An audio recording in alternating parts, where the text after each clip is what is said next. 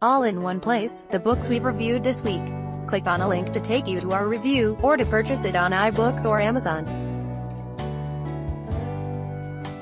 Arrival: Samitava Kumar, author of Immigrant, Montana; Hamish Hamilton, Michael Lyon star, Let the Whole Thundering World Come Home; Natalie Goldberg's new memoir takes us into what she calls the infusion months of summer, when she was treated for leukemia and her partner, Yu Kwan, was diagnosed with breast cancer.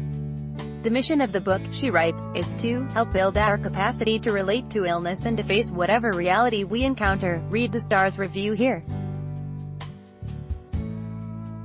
Article continued below. Buy it on Amazon here. Buy it on iBooks here. Take you wherever you go. Kenny Leon, the Tony Award-winning director, sets the tone for his inspiring memoir with these words: "My life is the answer to generational prayers." His memoir demonstrates that he followed her voice, from growing up poor in Florida, to establishing himself on the Atlanta theater scene, to bringing black themes to Broadway and television through A Raisin in the Sun, Fences and other works. Read the Star's review here. Buy it on Amazon here.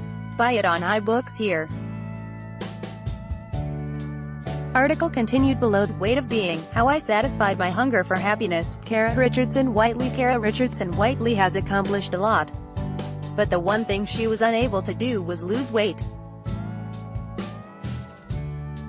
This is the story of living with a shaming and intractable social taboo and her decision, at age 42, to undergo bariatric surgery to finally wrest control of her appetite.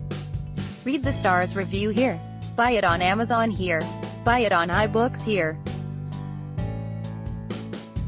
The Wind in My Hair, Masih Al-Anajad. This is the story of the 41-year-old Iranian journalist who in 2014 launched My Stealthy Freedom, a Facebook page on which 3,000 Iranian women have posted photographs of themselves without their hijab, contrary to Iranian law.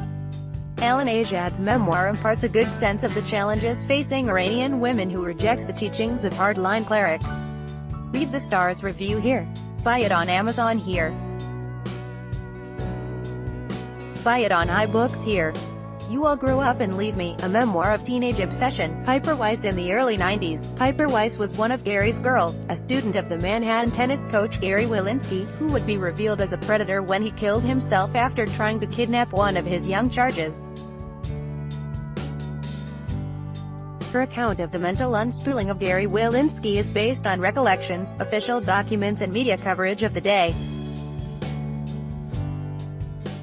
Mostly, though, it is a memoir from the vantage points of the naive 14-year-old she was and the 40-something journalist she is today. Read the Star's review here. Buy it on Amazon here. Buy it on iBooks here.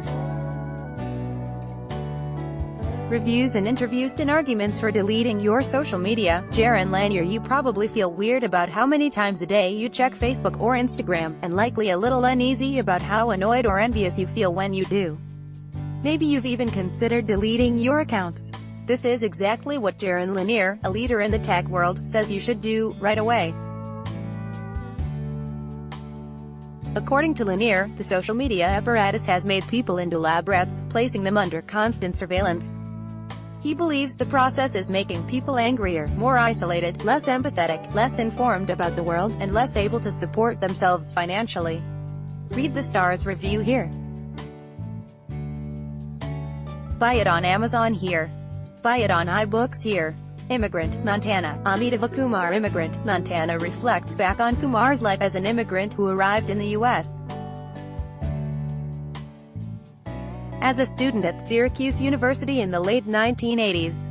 The biofictional novel plays out like an emotional composition, layered with news clippings, diary notations, photographs, historical essays, literary quotes and pop culture references as outsider Kailash tries to navigate his new home.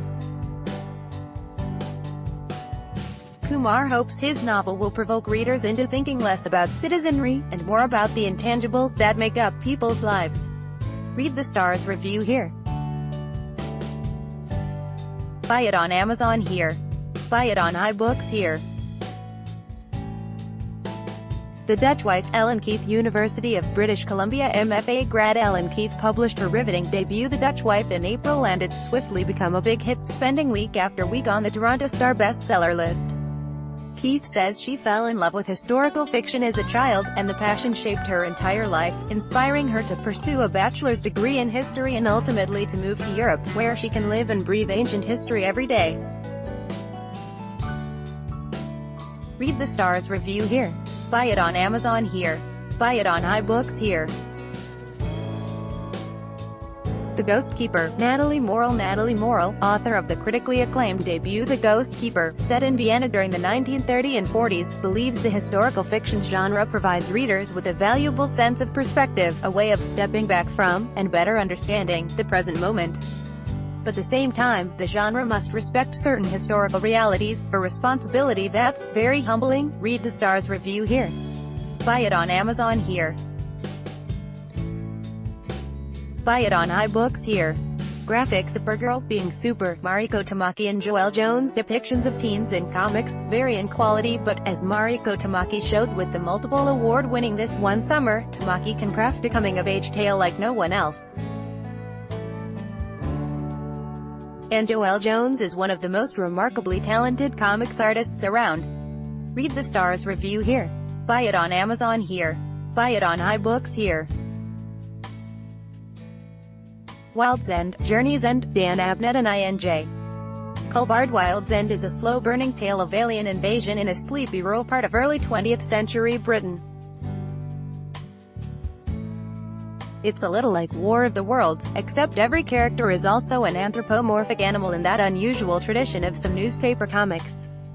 Culbard's beautiful line work and subdued colors join Abnett's subtle character development to create one of the highlights of recent comics. Read the Star's review here. Buy it on Amazon here. Buy it on iBooks here.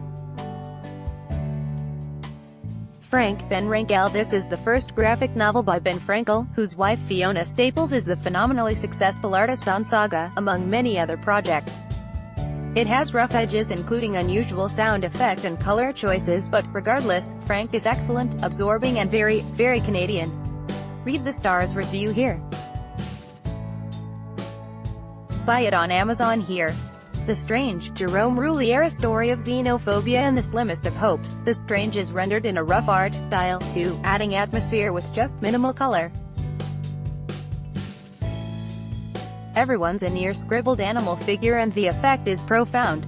In today's world, where talk of borders is never missing from the news cycle, The Strange is an important book. Everybody's strange somewhere. Read the Star's review here. Buy it on Amazon here.